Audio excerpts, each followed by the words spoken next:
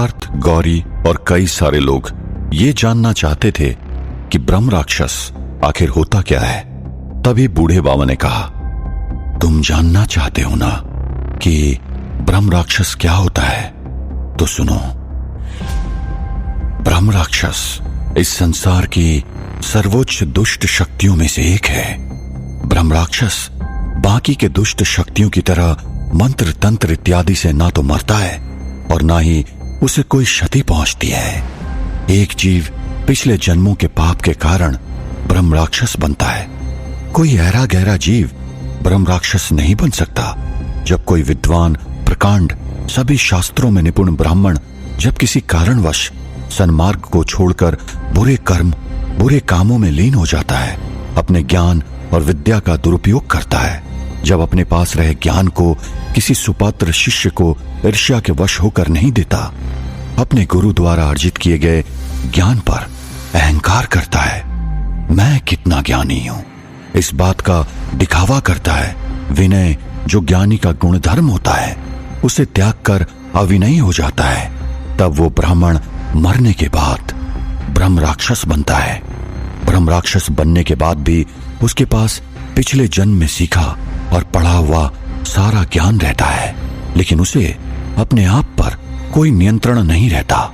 वो मनुष्यों के मांस पर जीता है, रात में शिकार करने के लिए बाहर निकलता है और दिन में किसी भी पेड़, गुफा या पुराने जर्जर हो चुके खंडर में निवास करता है और अपने द्वारा सीखे हुए ज्ञान को बड़बड़ाते हुए दोहराते रहता है। ठीक उसी तरह जिस तरह एक तोता बिना सोचे समझे सुने हुए शब्दों को दोहराता रहता है। ब्रह्म राक्षस को ना इंसान अपनी शक्ति द्वारा मार सकता है और ना ही देवता अपनी दिव्य शक्तियों द्वारा उसे मार सकता है। वे अन्य भूत प्रेतों की तरह किसी के भी वश में नहीं होते। वे मनमौजी होते हैं और हजारों साल का आयुष्य होता है उनका।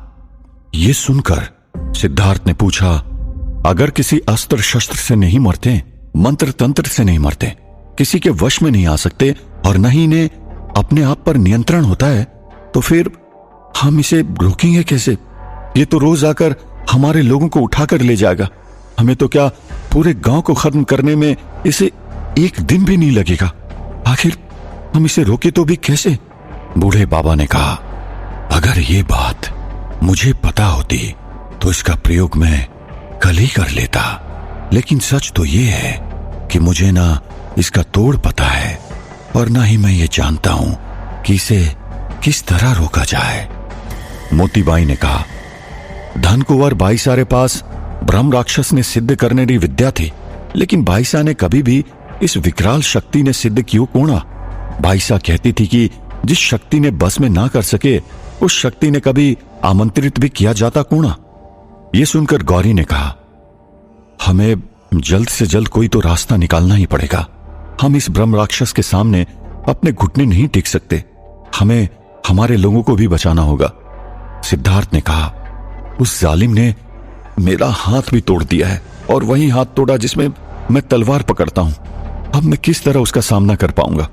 बूढ़े बाबा ने कहा, हाथ सलामत होते फिर भी उसका सामना नहीं कर पाते सिद्धार्थ।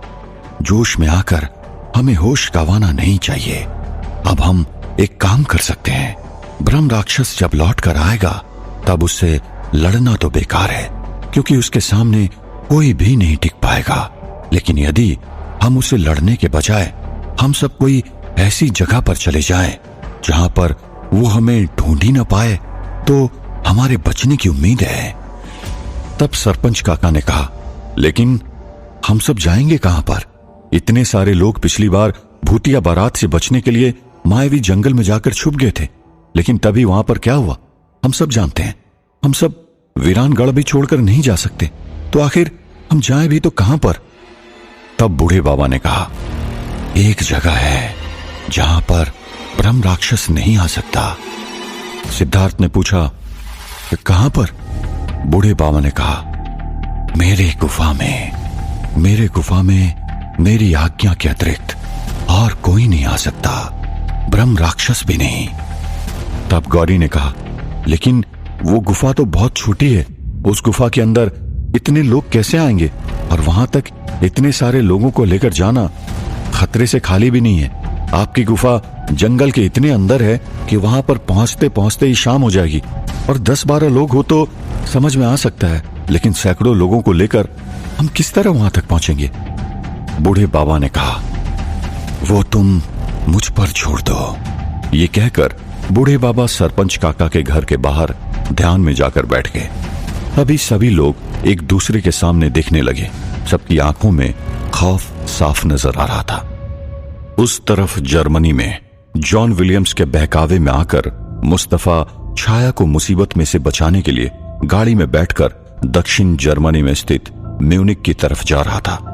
जॉन विलियम्स ने पहले ही गाड़ी के ब्रेक फेल करके रख दिए थे। ड्राइवर को भी ये बात पता थी और वो भी जॉन विलियम्स से मिला हुआ था। ड्राइवर भी सही समय का इंतजार कर रहा था। जब मुस्तफा की गाड़ी बर्लिन की सीमा को छोड़कर काफी आगे निकल गई और घने जंगलों के बीच में से घाटी के ऊपर से गुजरने लगी, तब ड्राइवर जॉन विलियम्स के आदेश का इंतजार करने लगा। ड्राइवर ने अपने मोबाइल फोन से जॉन विलियम्स को मैसेज भेजा। मुस्तफा पीछे बैठा हुआ कब से टेलीपैथी द्वारा छाया से संपर्क साधने का प्रयत्न कर रहा था, लेकिन छाया अपने ही धुन में अमेरिका की तरफ रवाना हो चुकी थी। इसलिए वहां मुस्तफा के विचार छाया तक पहुंच ही नहीं रहे थे। तब मुस्तफा छाया से टेलीपैथी द्वारा संपर्क नहीं साध पाया। तब उसे यकीन हो गया कि छाया वाकई में किसी मुसीबत में थी और इसी चिंता में इस बात से बेखबर बैठा रहा कि ये सब जॉन विलियम्स की चाल थी। सही समय आने पर जॉन विलियम्स ने ड्राइवर को अपना काम पूरा करने का आदेश दिया। ड्राइवर ने जब देखा कि वो लोग अब एकदम ही सुनसान रास्ते पर आ चुके थे और बगल में गहरी खाई थी, तब ड्राइवर ने अपने सीट के नीचे से एक ईंट निकाली और अपने पैर से उस ईंट को एक्सीलरेटर पर रख दिया और तुरंत ही दरवाजा खुलकर बाहर कूद गया। मुस्तफा कुछ समझ पाए उससे पहले ड्राइवर बाहर कूद चुका था। मुस्तफा एकदम से घबरा गया और तभी उसे एहसास हुआ कि उसकी जान खतरे में थी। मुस्तफा ने अपने पीछे की सीट के दरवाजे को खोलने की कोशिश की, लेकिन दरवाजे पूरी तरह से जाम थे। मुस्तफा सर रखकर आगे की सीट के ऊपर जाकर ड्राइवर की सीट पर जाने की कोशिश कर ही रहा था कि अचानक गाड़ी घाटी के छोटे से मोड़ पर से हवा में उछल पड़ी और सीधे नीचे खाई में गिरी। और गाड़ी नीचे गिरते ही गाड़ी जोरों से ब्लास्ट हुई और गाड़ी में आग लग गई। जैसे ही गाड़ी नीचे गिर के ब्लास्ट हुई, दूर खड़े रहकर देख रहे ड्राइवर ने तुरंत ही जॉन विलियम्स को फोन पर इत्तला कर दिया। तब तक जॉन विलियम्स अपने लोगों के साथ फ्लाइट में जाकर बैठ गया और कुछ ही देर में फ्लाइट भारत की तरफ रवाना हुई। जॉन विलियम्स आज पूरे 150 साल के बाद फिर से भारत लौट रहा था। अपने मन में तो वो छाया से दूर भागने के लिए भारत आ रहा था, लेकिन इस बात से वो अनजान था कि भारत में भी उसकी 150 साल पुराने दुश्मन राघव राव की आत्मा अभी भी उसका काल बनकर इंतजार कर रही थी। अमेरिका की तरफ उड़कर जा रही छाया को तुरंत ही कुछ अनहोनी होने का आभास होने लगा। उसने तुरंत ही अपने आप से कहा, ऐसा अजीब सा क्यों महसूस हो रहा है, जैसे कोई बहुत बड़ी अनहोनी होने वाली हो। क्या हो सकती है वो अनहोनी? मेरी अनुपस्थिति में क्या वहां जर्मनी में कुछ गड़बड़ तो नहीं हुई होगी? नहीं, क्या ही गड़बड़ हो सकती है? मुस्तफा तो है ही ना सब कुछ देखने के लिए। क्या मुस्तफा तो खतरे में नहीं है? मैं टेलीपैथी से उसे संपर्क करके देखती हूँ। समुद्र के ऊपर से उड़ते हुए छाया ने मुस्तफा के साथ टेलीपैथी से संपर्क करने की कोशिश की, लेकिन मुस्तफा से संपर्क बन ही नहीं रहा था। छाया को यह बात काफी अजीब लगी, क्योंकि छाया जानती थी कि उसकी मानसिक शक्ति बहुत तेज है। पूरी दुनिया में किसी के साथ भी वो संपर्क साध सकती थी, लेकिन जब मुस्तफा के साथ संपर्क साधने में असफल रही, तब उसका शक और भी गहरा होता गया कि उसके मन में जो अनहोनी का आभास हो रहा था वो निराधार नहीं था। छाया ने अभी तुरंत ही जॉन विलियम्स के साथ टेलीपैथी से संपर्क साधने की कोशिश की। जॉन विलियम्स उस वक्त अपने फ्लाइट में था। उसे छाया के टेलीपैथी का एहसास हुआ, लेकिन जॉन विलियम्स ने तुरंत ही अपने कानों पर हेडफोन्स डालकर जोरों से गाना सुनने लगा और उसके टेलीपैथी को पूरी तरह से नजरअंदाज कर दिया। तब छाया के पास और कोई चारा नहीं रह गया था। छाया तुरंत ही अमेरिका जाने के मार्ग से मुड़ी और सीधे जर्मनी के लिए रवाना हुई। उस तरफ जर्मनी में बर्लिन के सबमे में हुई उस लड़की की दर्दनाक मौत का किस्सा और भी सनसनीखेज होता जा रहा था। केस और भी उलझ रहा था। वहां की पुलिस को और कोई सबूत या सुराग नहीं मिल रहा था। अब तो पुलिस डिपार्टमेंट में भी कई लोग अब ये मानने लगे थे कि उस हत्या के पीछे शैतानी शक्तियों का हाथ था। लेकिन पुलिस अधिकृत तौर पर ऐसी चीजों को सबूत नहीं मान सकता था और ना ही सुराग। निजी तौर पर ऐसी बातों पर विश्वास होते हुए भी अधिकृत तौर पर शैतानी शक्ति, भूत प्रेत इत्यादि स्वीकृत नहीं होते हैं। इसलिए पुलिस अभी भी सर पकड़कर बैठी हुई थी। पुलिस ने जगह जगह पर उस बेघर व्यक्ति की तस्वीर लगा दी और उसके नीचे उस व्यक्ति की खबर बताने वाले को पुलिस की तरफ से इनाम भी घोषित कर दिया था। पुलिस के गुप्तचर भी अब बहुत ही बारीकी से सब जगह पर तहकीकात कर रहे थे। कुछ ही समय में फॉरेंसिक डिपार्टमेंट में से उन सीसीटीवी फुटेजेस की जांच की रिपोर्ट आ गई। उन रिपोर्ट्स में यह साफ तौर पर प्रमाणित हो गया कि उन सीसीटीवी फुटेजेस में किसी भी तरह की छेड़खानी नहीं की गई थी और सारे के सारे वीडियोस ओरिजिनल अनडॉक्टर्ड थे, यानी कि उन वीडियोस में किसी ने कोई छेड़खानी नहीं की थी। ये रिपोर्ट आने पर सारा पुलिस डिपार्टमेंट और भी हक्का बक्का रह गया। तभी वहां की पुलिस डिपार्टमेंट में एक सब इंस्पेक्टर था जो इन सब बातों पर विश्वास भी करता था और इन सब मामलों में काफी हद तक रिसर्च भी किया हुआ था। उस इंस्पेक्टर का नाम था inspector Dev Smith. Inspector Dev centre of paranormal studies and research Berlin के विद्यार्थी भी रह चुके थे।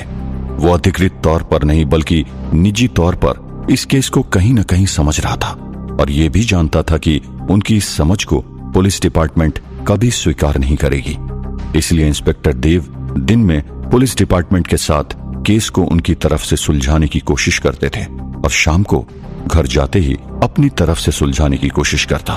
उसने अपने घर में एक बड़े से बोर्ड के ऊपर कई सारे अखबारों के आर्टिकल को काटकर चिपकाया हुआ था, जैसे बच्चों का गायब होना, अस्पताल के मुर्दाघर से मुर्दे गायब होना, टेम्पल के आसपास में से भैंस और बकरी के गायब होना और अंत में सबवे में हुआ वो हादसा।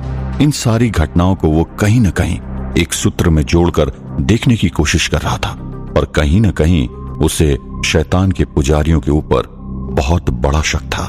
उस तरफ वीरानगढ़ में बूढ़े बाबा अपनी दिव्य शक्ति द्वारा एक दिव्य द्वार को खोलने की कोशिश कर रहे थे, जिससे वीरानगढ़ से सीधे मायावी जंगल के बीच बसे हुए उनके गुफा के अंदर जाया जा सके। कुछ ही देर में वो इस दिव्य मार्ग को खोलने में कामयाब हो गए।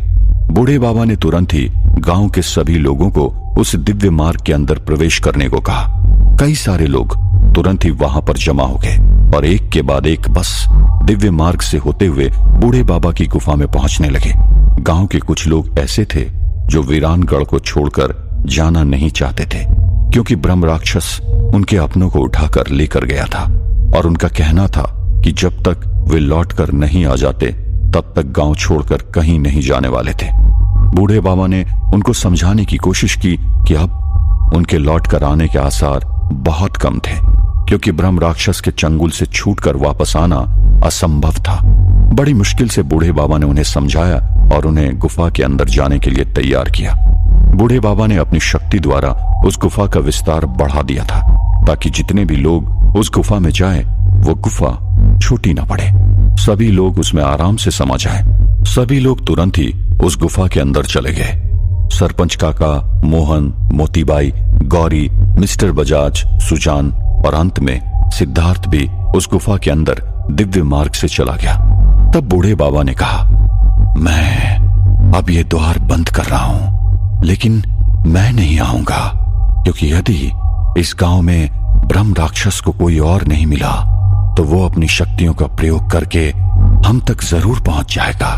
भले ही वो गुफा के अंदर प्रवेश ना कर सके, लेकिन वो गुफा के बाहर मंडराता रहेगा। इसलिए उसका ध्यान भटकाने के लिए मुझे यहां पर रहना होगा। सिद्धार्थ, गौरी और मोतीबाई कुछ बोलने वाले थे, उससे पहले बूढ़े बाबा ने दिव्य द्वार बंद कर दिया और फिर बूढ़े बाबा ने कहा, अब आ जाओ ब्रह्म राक्षस, अब होगा मेरा और तुम्हारा असली सामना। सब कुछ जानते हुए कि ब्रह्म राक्षस के सामने कोई भी नहीं टिक सकता, तो फिर भी बूढ़े बाबा ने ब्रह्म राक्षस का सामना करने का फैसला क्यों किया? किस तरह ब्रह्म राक्षस का अंत होगा? क्या मुस्तफा की मृत्यु हो चुकी थी? क्या होगा जब छाया को जॉन विलियम्स के करतूत के बारे में पता चलेगा? भारत में आकर जॉन विलियम्स आखिर क्या करने वाला था? जानने के लिए सुनते रहिए वीरानगढ़, ओनली ऑन पॉकेट FM।